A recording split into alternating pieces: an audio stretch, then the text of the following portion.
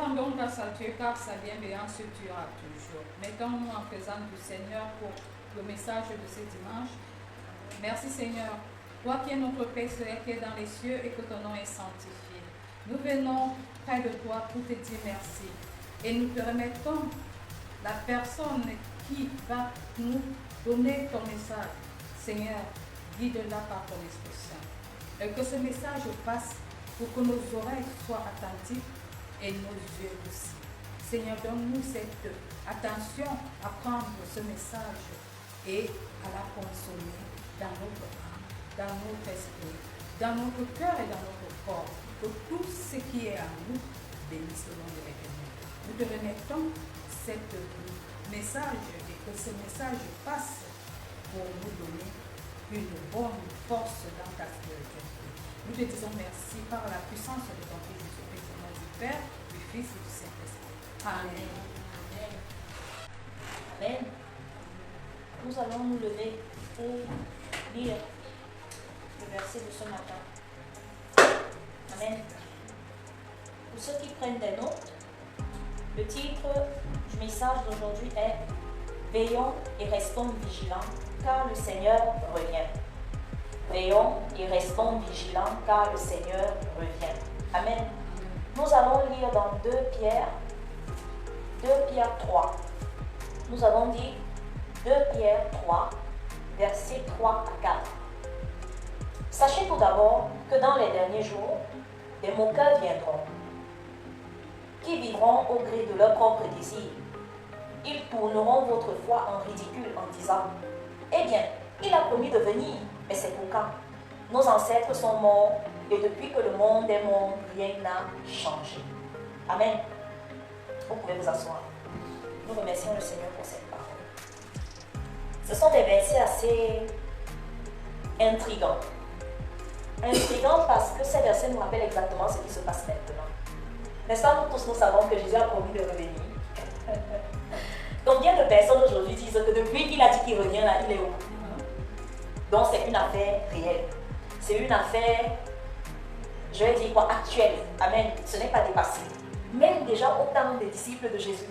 Les disciples de Jésus parlaient déjà de ça, qu'il arrivera des moments où des moqueurs vont venir.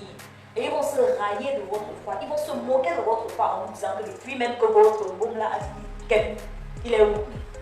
Amen. Et c'est ce que nous voyons ici là. Ils détourneront votre foi en ridicule en disant, eh bien, il a promis de venir, mais c'est pour quand? Nos ancêtres sont morts et depuis que le monde est mort, rien n'a changé.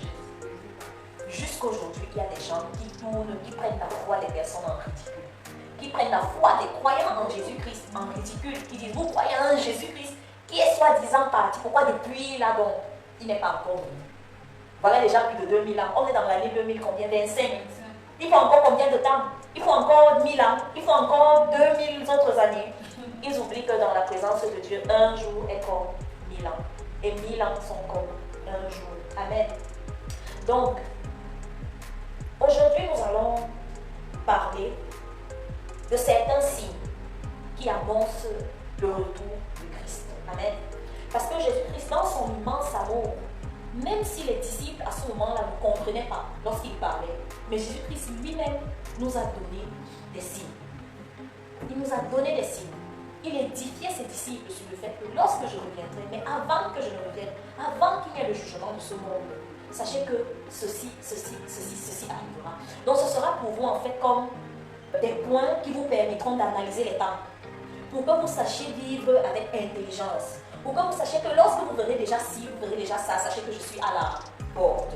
Je suis à côté. Bientôt j'arrive. Amen. Donc Jésus nous a donné tellement d'indications.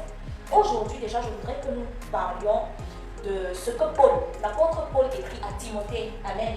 Il fait comprendre que lorsque tu verras que les gens se comportent déjà comme ci, comme ça, sache que nous sommes dans les derniers temps. Sache que nous sommes dans les derniers jours. Et donc aujourd'hui, nous allons analyser cette lettre de Paul à Timothée qui nous parle des derniers temps, qui nous donne des indices des derniers temps sur le comportement des personnes. Amen. Plus tard, nous aurons d'autres occasions où nous parlerons de ce que Jésus lui-même nous a dit sur la fin des temps. Amen. Alors, nous allons lire dans le livre de 2 Timothée. 2 Timothée 3, versets 1 à 5. Sache bien que dans la période finale de l'histoire, les temps seront difficiles. Les hommes seront égoïstes, avides d'argent, vantards et prétentieux. Ils parleront de Dieu d'une manière injurieuse et n'auront pas d'égard pour leurs parents.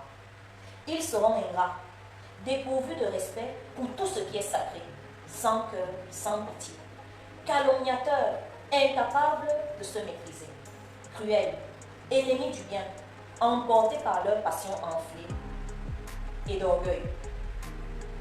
Ils seront prêts à toutes les trahisons. Ils aimeront le plaisir plutôt que Dieu. Certes, ils resteront attachés aux pratiques extérieures de la piété, mais en réalité, ils ne voudront rien savoir de ce qui en fait la force.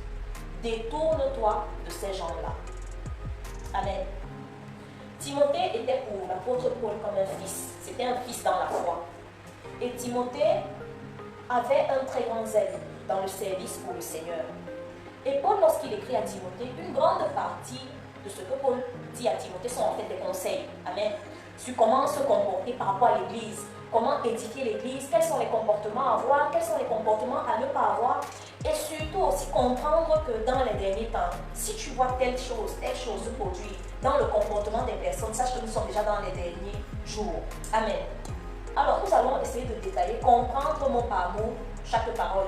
Et vous-même, vous allez décider, est-ce qu'aujourd'hui nous avons des personnes comme ça pour comprendre si nous sommes déjà dans ces périodes de la fin ou pas. Amen. Pour comprendre aussi, nous qui disons que nous attendons Jésus, on attend un Jésus qui est un Jésus qui n'arrivera jamais parce qu'il y a tous les signes. La Bible nous a donné tous les signes, tous les indicateurs. Vous nous fait comprendre que lorsque vous verrez ceci, vous verrez cela, sachez que le temps est proche. Amen. Alors, ici là, la parole de Dieu nous dit que les hommes seront égoïstes. Les hommes seront égoïstes. C'est quoi une personne égoïste? C'est une personne qui a eu un amour excessif pour soi-même. Les gens qui s'aiment tellement. Des personnes qui mettent leurs propres intérêts au-dessus de tout. Ce ne sont que des amis d'eux-mêmes. Ce sont des individus qui placent leurs intérêts au-dessus de toute chose. Ils manifestent un amour excessif pour eux-mêmes. Et surtout, attention, les égoïstes sont des personnes qui ne pensent que à eux. Les égoïstes ne pensent jamais aux autres. Dans la société actuelle, combien d'égoïstes nous avons? Parlons seulement depuis nos familles jusqu'à les relations sociales. Maintenant, si on étend encore dans la communauté, dans les États, aujourd'hui, nous avons des pays qui souffrent de la pauvreté. Pourquoi? Parce que les dirigeants sont égoïstes. Les dirigeants ne pensent qu'à eux-mêmes. Ils ne pensent qu'à leur bien-être. C'est que lorsqu'il y a des projets de développement qui vont venir aider les populations, qu'est-ce qu'ils font? Ils empochent, ils détournent ces fonds. Ça, c'est l'excessivité de l'égoïsme. Aujourd'hui, dans la société actuelle que nous avons, nous vivons l'égoïsme tous les jours. Des gens qui ne pensent qu'à eux-mêmes. L'on oublie que si Dieu nous a fait naître dans un nucléo, dans un noyau familial, ça veut dire quoi? Autour des personnes. C'est parce que nous sommes l'un et l'autre, comment dire, nécessaires pour l'un et pour l'autre. Amen. Si Dieu t'a créé, c'est parce qu'il sait qu'il y a quelque chose que tu peux faire pour ta soeur. Il y a quelque chose que tu peux faire pour l'autre. Sinon, on descendait du ciel, non? Ou bien on tombait des arbres.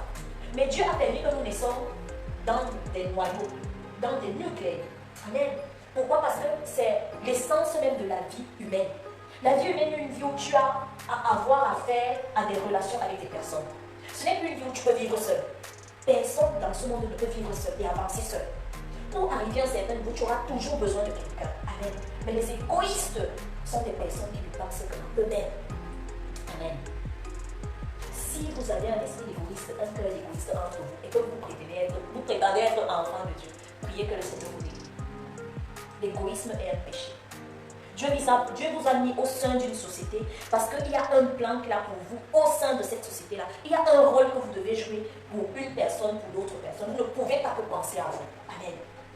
Les relations sociales sont comme ça. Les relations sociales sont des relations qui doivent être gérées aussi pour les autres et non seulement pour soi-même. Dieu t'a créé pour être la solution au problème de quelqu'un. Pour être unique, pour être un catalyseur dans la vie de quelqu'un et non seulement pour toi-même, pour ta propre vie. Combien de personnes à cause de l'égoïsme se mettent après à faire des choses vraiment inacceptables. Aujourd'hui, nous avons des gens qui entrent dans des sectes. Chez nous, en Afrique, c'est grave avec les sectes et tout ça. Qu'est-ce qui motive ça? Mais c'est l'égoïsme. Pourquoi? Parce qu'ils ne pensent que à eux. Et ils sont prêts à tout. Quand on va leur dire donne tel, ils donnent. Ils s'en foutent. Sans morale. Pourquoi? Donc ils sont ennemis des gens de bien. Ils sont amis de l'argent. D'abord moi, le reste je m'en fous. Si je peux avoir 1 million et mettre ma mère à 2 mètres, je n'ai aucun problème, je le fais. Voici les hommes d'aujourd'hui. Voici où l'égoïsme amène les gens d'aujourd'hui. Amen. Ce sont les temps que nous vivons. Les gens seront égoïstes aujourd'hui. Majeure partie de personnes. Il n'y a pas une société où il n'y a pas d'égoïsme. Je dis même dans nos familles. Combien sont égoïstes? Et lorsque tu essaies même de faire des choses, on va te dire que tu n'as rien fait. Les ingrats. Ce que tu as fait, tu pouvais faire plus. On est dans tes poches.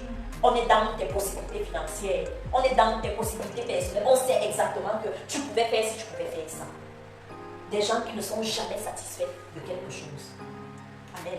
Faisons très attention. Lorsque nous disons que nous servons le Seigneur, il y a des comportements que nous ne devons pas avoir. Amen. Avide d'argent. Les gens qui sont prêts à tout pour de l'argent. Ils sont prêts à tout pour du succès. Combien de personnes se vendent? Vendent leur propre corps, vendent leur propre âme. La vente d'âme est écrite dans la Bible. Les marchands d'âme, la Bible en parle. Ce n'est pas des choses qu'on dit que c'est du n'importe. Non, c'est réel. Il y a des gens qui vendent les âmes. Il y a des gens qui vendent leur âme. Parce qu'ils veulent de l'argent. Ah oui, parce qu'ils veulent être au sommet. Et est-ce qu'on se rend compte que tout ça s'accompagne? À cause de l'égoïsme, je deviens avide d'argent. Avide d'argent. Il faut absolument que j'ai les moyens financiers et je passe par n'importe quel moyen que ce soit. J'enlève la raison, j'enlève la morale. Sans morale, sans foi ni loi. Il me faut ceci, je dois avoir. Amen. Faisons très attention. Dans la maison de Dieu, dans le peuple de Dieu, il ne doit pas avoir tel comportement. Amen. Les vantards, oh là-bas, alors c'est la magie. Surtout chez nous, les boules. Les vantards, les gens qui se glorifient, même quand ils n'ont rien, ils se glorifient. Une surestime, et c'est comme ça qu'ils mentent sur eux-mêmes. Pourquoi? Parce qu'ils veulent attirer l'attention. Il y a des gens qui ont ce problème, ils aiment être le centre de l'attention. Et parce qu'ils aiment être le centre de l'attention, ils vont toujours te raconter des choses bizarres. Pourquoi? Parce qu'ils veulent se faire voir. Les yeux doivent être captivés sur eux. Quand tu as un esprit comme ça, prie que le Seigneur te délivre. La vantardise n'est pas quelque chose de bien. Parce que la vantardise va t'amener après à faire des choses parce qu'il faut que les gens voient que tu as. Et tu vas commencer à te compromettre. Tu vas commencer à compromettre ta dignité personnelle. Aujourd'hui, les influenceurs, c'est grave. Là, c'est même encore... Non, là-bas, c'est grave. Après, on va entendre que porte-à-porte. Donc, pas les porte-à-porte.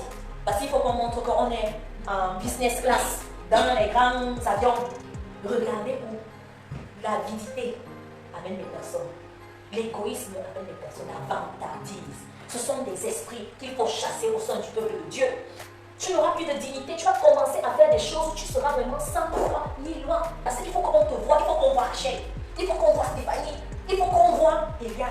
Tu vas te mettre, te compromettre toi-même, compromettre ta dignité. Amen. Que le Seigneur aide son peuple. Et même dans la maison de Dieu, il y a des personnes comme ça, pleines. Que le Seigneur nous délivre de ça, de ces comportements-là. Et sachez que ce sont des comportements de la fin des temps. Ça veut dire que réellement, Christ est à la porte. Christ est à la porte. Que le Seigneur nous délivre.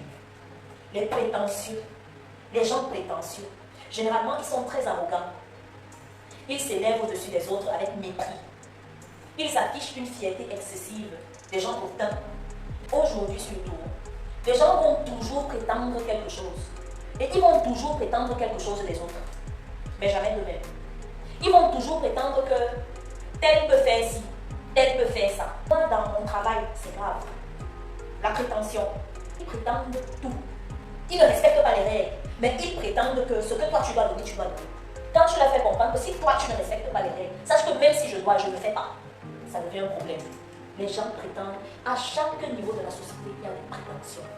Les gens sont prétentieuses. Elles prétendent toujours que tel doit faire, tel doit faire, tel doit faire. Toi-même, quand est-ce que tu te mets en jeu?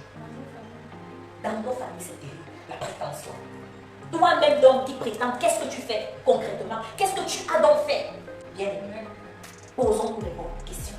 Les gens seront injurieux. En Italie, les gens blasphèment. Je reste même souvent comme ça, je dis, ces gens ne se rendent pas compte de la grâce que nous avons à cause du sacrifice de Christ. Parce que même le peuple d'Israël, ils ne sortent pas le nom de Yahvé n'importe comment. Ils ne prononcent pas le nom de Dieu n'importe comment. Mais ici, là, moindre chose, porte ceci, porte cela, porte cela. Je dis des blasphémateurs. Des blasphémateurs. Faisons très attention. Ayons de la révérence envers l'Éternel. Amen. Ayons de la révérence pour les choses de Dieu. Amen. On ne parle pas de Dieu avec mépris.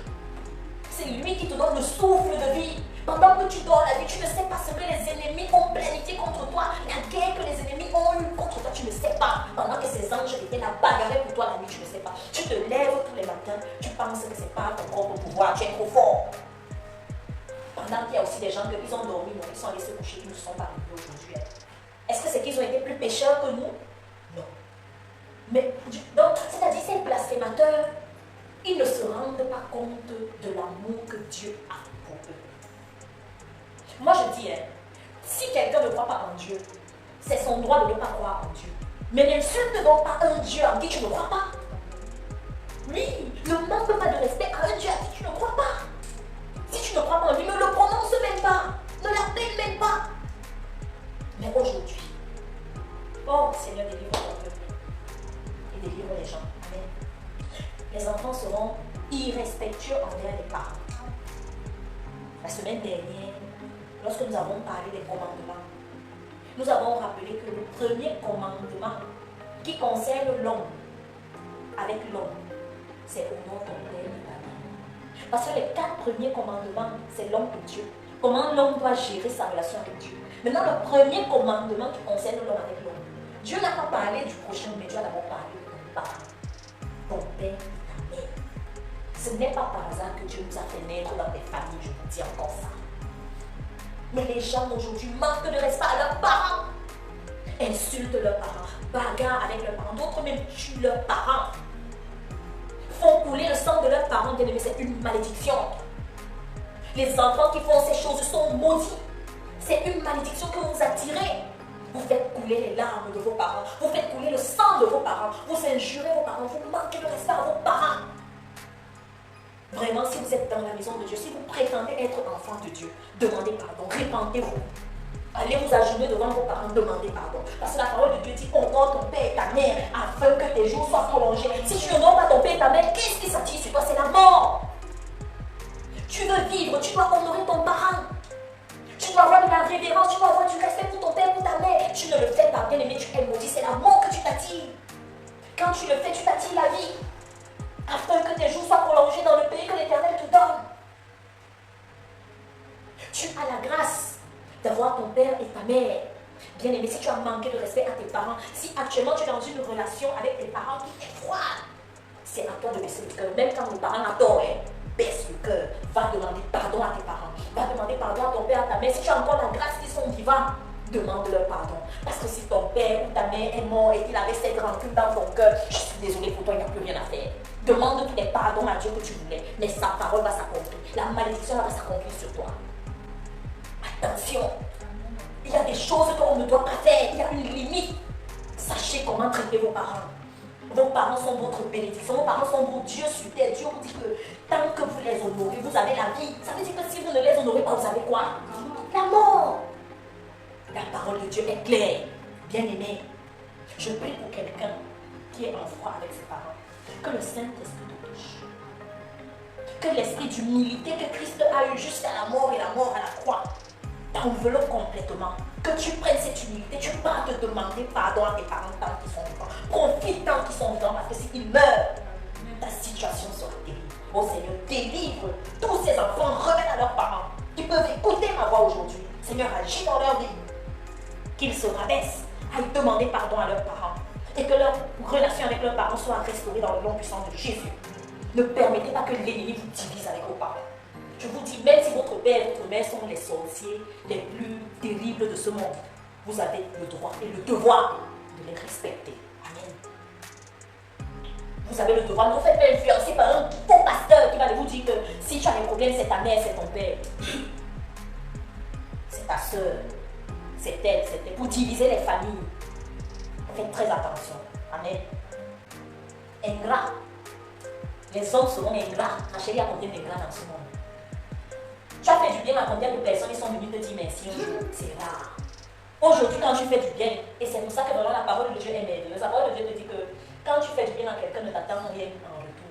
Fais le bien pour faire le bien. Parce que si tu attends même le petit merci, les hommes aujourd'hui sont ingrats. Tu vas faire, tu vas aider, ils ne vont jamais reconnaître que cette personne m'a fait du bien. Tu peux même faire du bien aux gens tous les jours de ta vie, hein, pendant 100 jours. Le jour où tu vas faire quelque chose qui ne va pas, tout le bien que tu avais fait là, ils ont oublié. On va rejeter ça sur toi. Que oh, tu as même déjà trop fait quoi? C'est monté, c'est ça. Les ingrats. Les gens sont ingrats. Ah oui, les gens sont ingrats. On se lève tous les jours. On ne remercie même pas Dieu que merci Seigneur pour la vie. Je me suis levé aujourd'hui.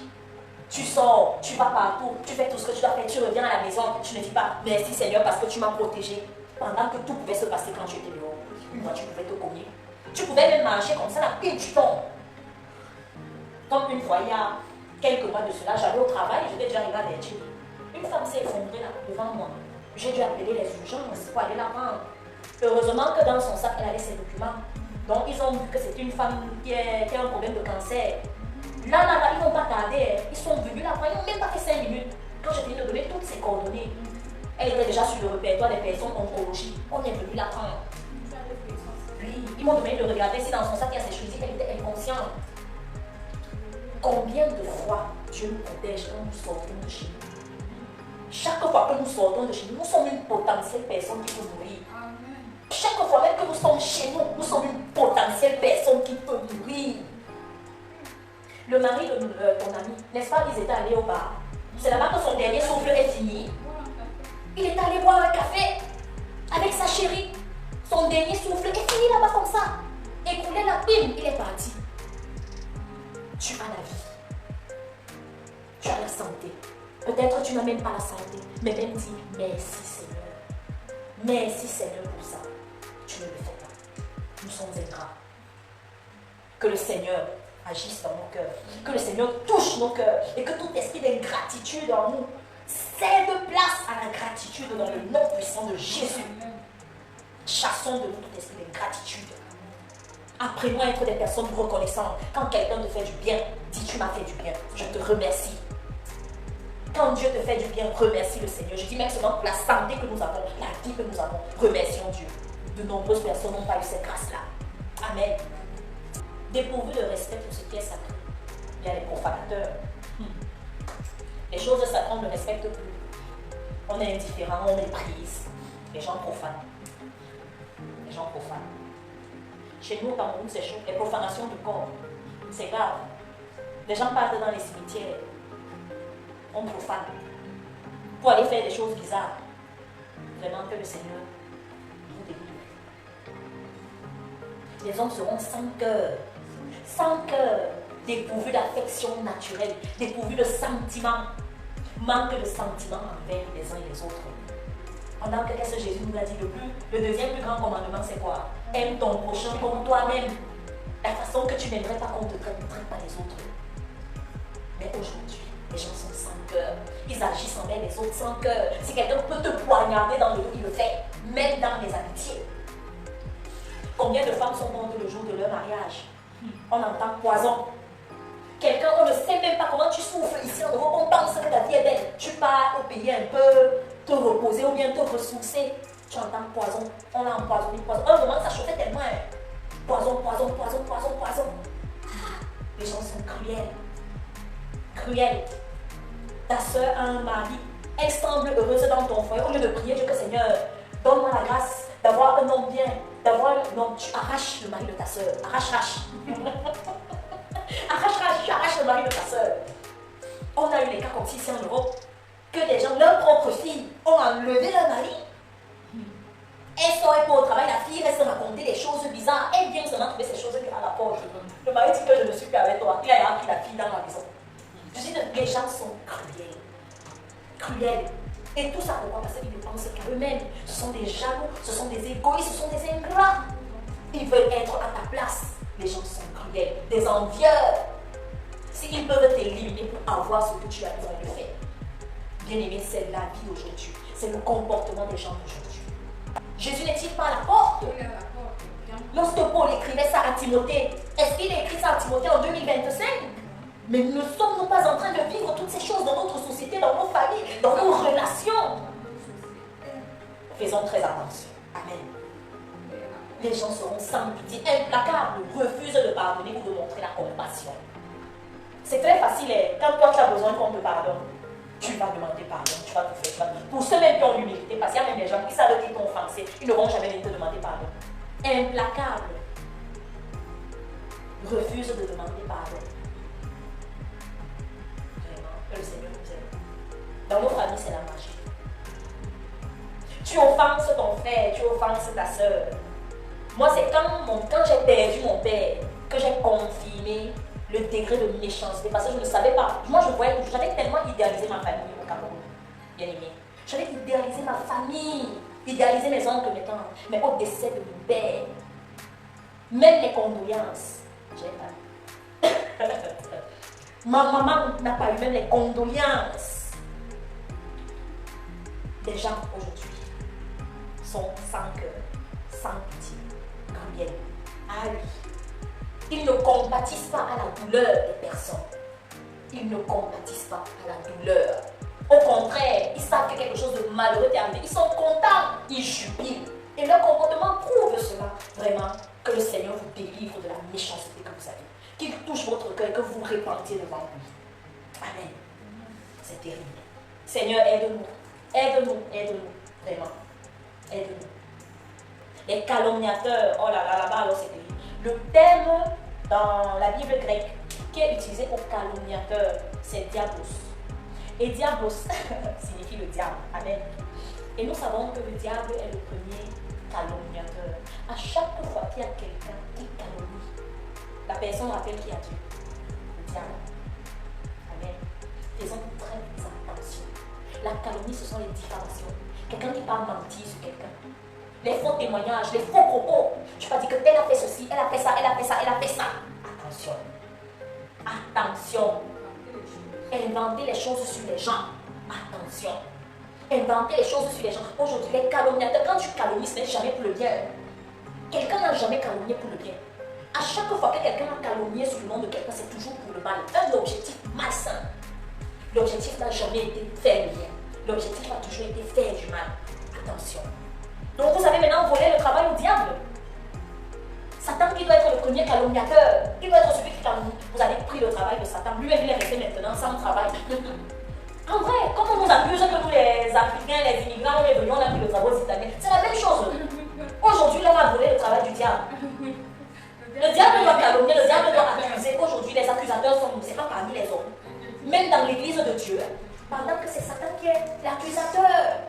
Les frères de l'église, les soeurs de l'église sont devenus les accusateurs. Ils ont volé le travail à Satan. Satan lui-même reste comme si vous regardez. Il dit, vous m'avez déplacé.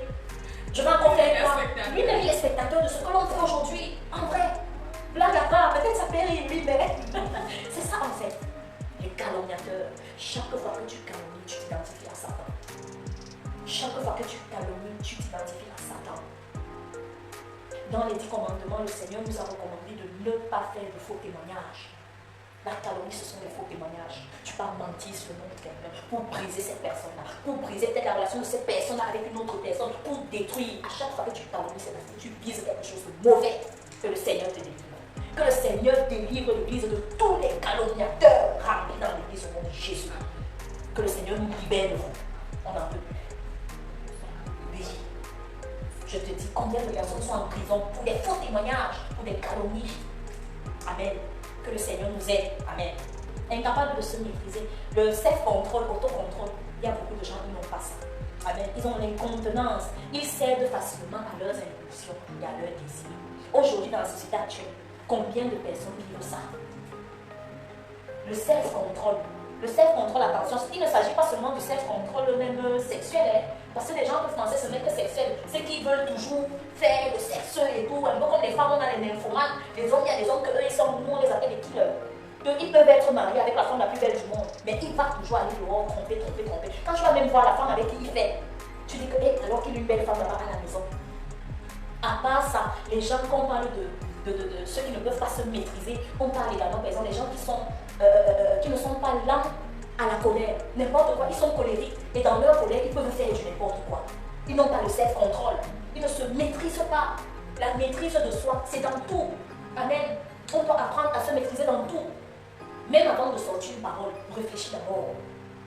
Peu importe ton état d'âme, tu es fâché, tu es calme, il faut toujours avoir le self-control. L'autocontrôle, c'est très important. Et c'est un grave problème, surtout dans la partie sexuelle.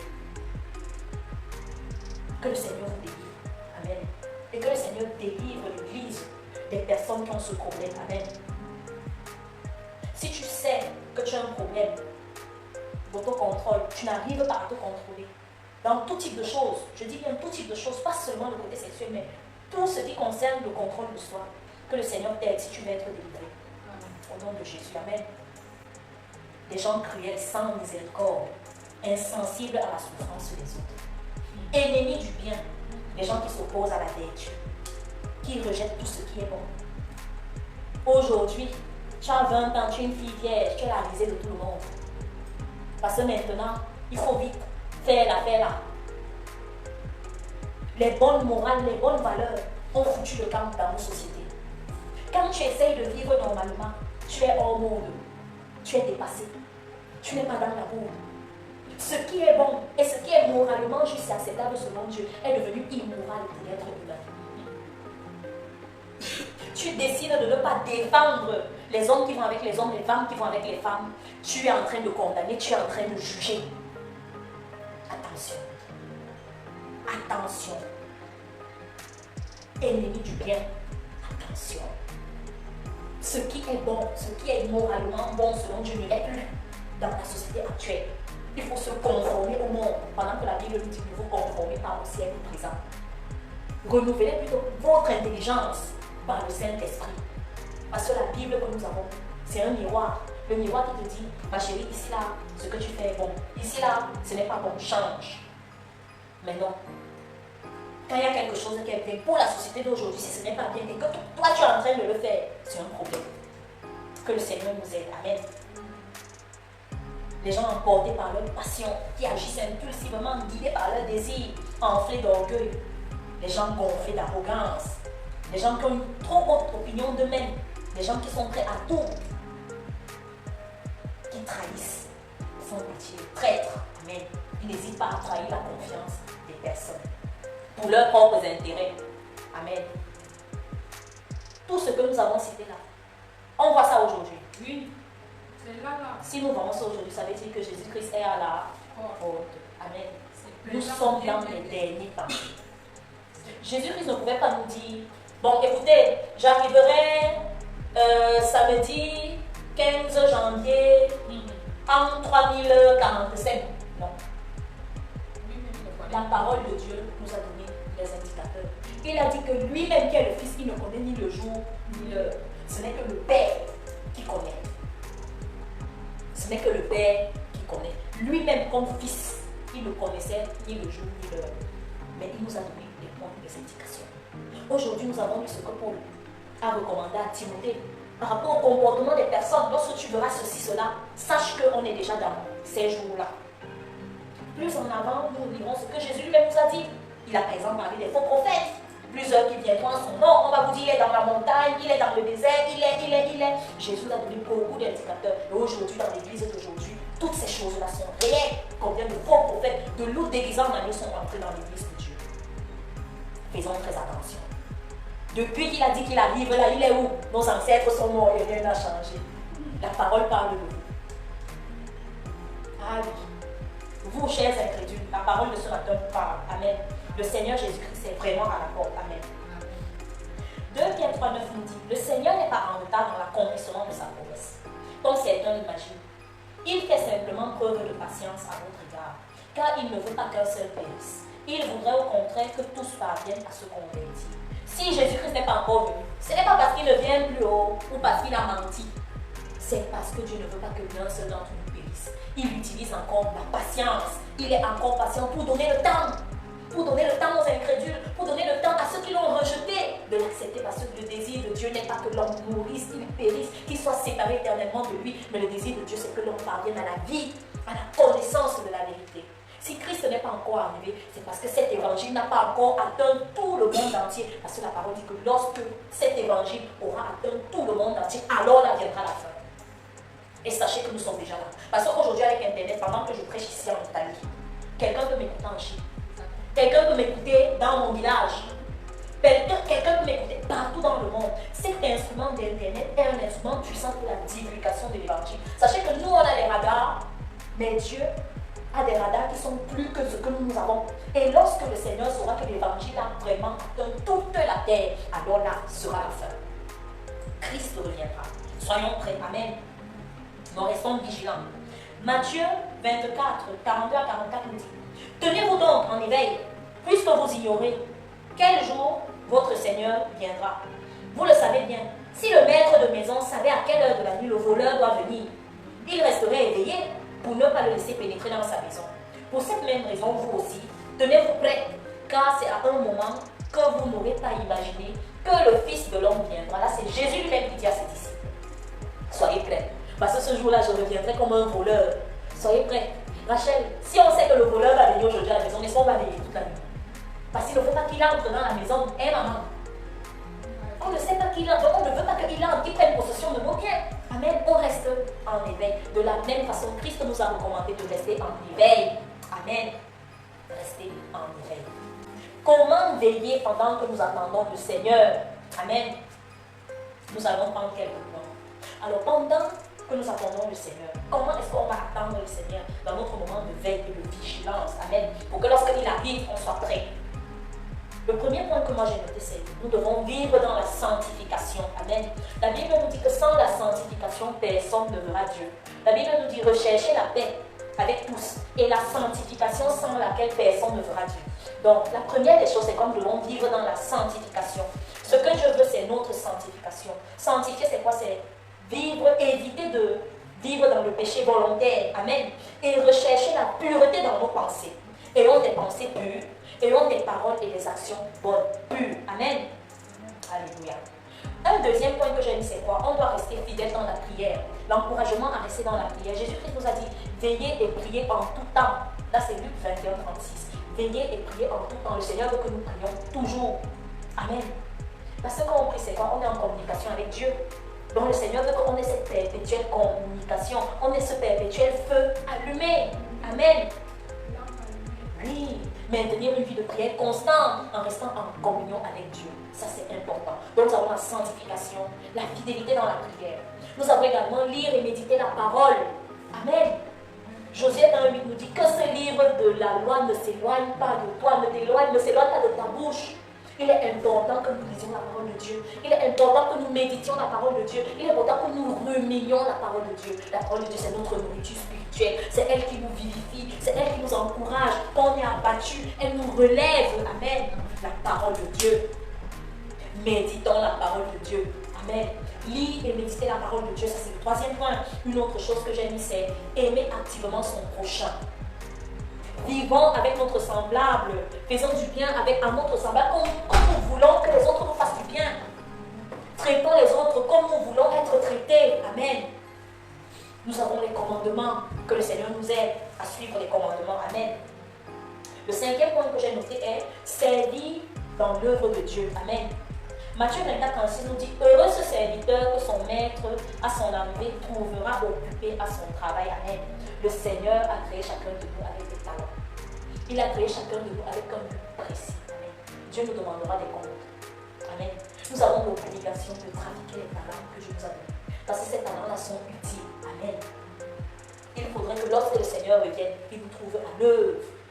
Dieu nous a donné des talents pour qu'on fasse voir sa gloire dans ces talents. Tout le monde n'est pas appelé pour devenir pasteur, pour devenir évangéliste, mais toi, dans tes talents. Amen. Dieu veut que tu vois la gloire de Dieu. Amen. Dans ton travail, Dieu veut que sa gloire soit manifestée. Dans ton école, dans ta formation, dans tout ce que tu fais, Dieu veut que sa gloire soit manifestée. Amen. Dans l'œuvre que tu fais, implique le Seigneur. Amen. C'est le Seigneur. Dans tout ce que tu fais, implique Dieu. Amen. Alléluia. Veillez sur nos pensées, sur nos attitudes. Comme dans Romains 12, on ne doit pas se conformer au siècle présent. Amen. Ne vivons pas comme les autres vivent. Ce n'est pas parce que le monde fait ci ou fait ça que nécessairement c'est bon. Amen. La parole de Dieu nous donne le cadre de ce qui est bon, le cadre de ce qui ne l'est pas.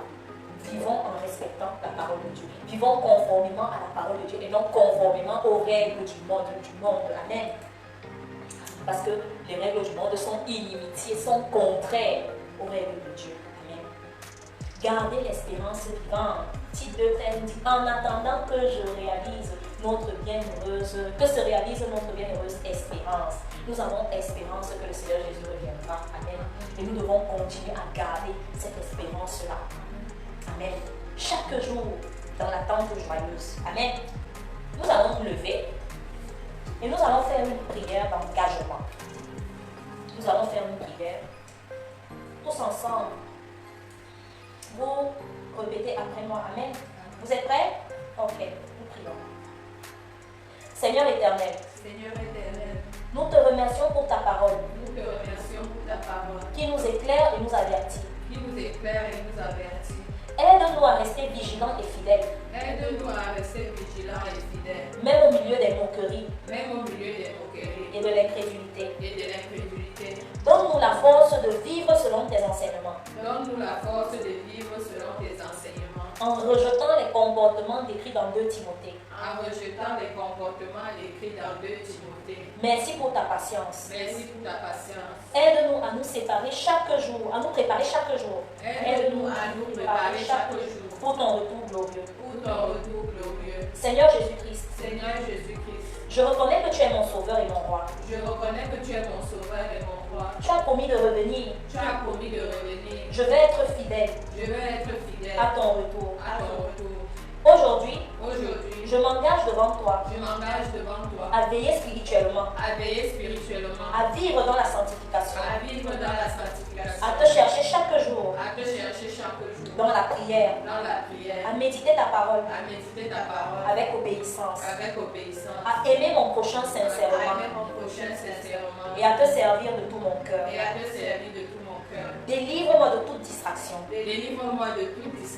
De toute tiédeur spirituelle. Renouvelle mon zèle. Raffermis ma foi. Que ton Saint-Esprit me guide. Et me garde jusqu'à ton retour. Je renonce à tout ce qui pourrait m'éloigner de toi. Et je choisis de te suivre pleinement.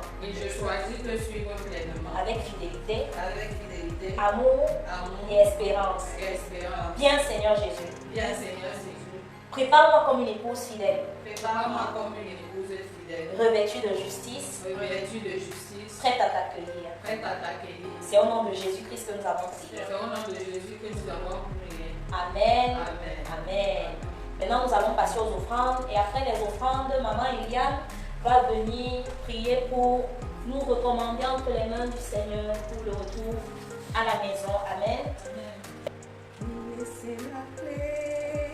Prier, c'est la clé. Prier, c'est la grande clé. Jésus commençait en priant et terminait en priant. Prier, c'est la grande clé. As-tu la clé?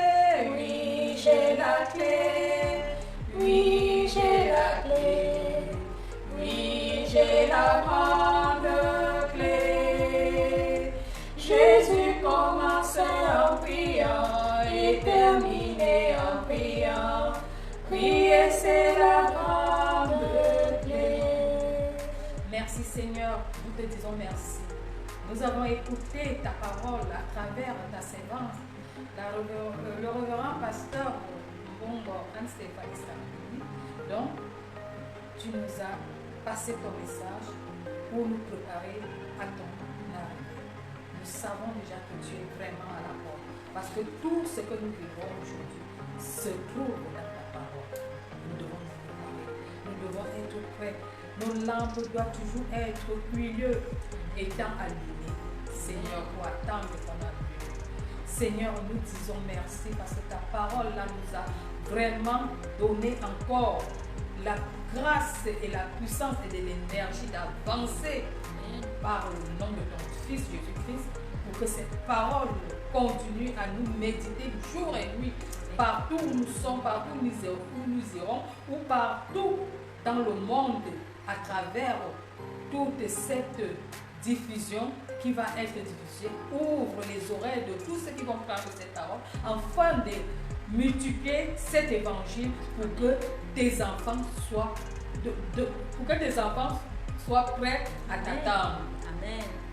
Seigneur, ouvre-nous les yeux et les oreilles spirituelles pour mieux acquérir ta parole, pour mieux participer à ta parole. Seigneur, rassasie-nous de cette parole qui doit nous faire vivre notre âme et notre esprit pour que nous soyons toujours prêts à t'attendre. Merci Seigneur, car ta bienveillance ne pas toujours. Nous allons rentrer. Et voilà la première semaine de ce mois qui commence encore, Seigneur. Nous te remettons entre tes mains ce mois et que tu restes au contrôle autour de tes enfants. Nous te disons merci au nom puissant de ton Fils Jésus-Christ, notre Père qui est aux cieux. Que ton nom soit sanctifié, que ton règne vienne, que ta volonté soit faite sur la terre comme au ciel. Donne-nous aujourd'hui notre pain de ce jour. Pardonne-nous nos offenses, comme nous pardonnons aussi à ceux qui nous ont offensés. Et ne nous soumets pas à la tentation, mais délivre-nous du mal, car c'est à toi qu'appartient le règne, la puissance et la gloire pour les siècles des siècles. Amen. Alléluia. Amen.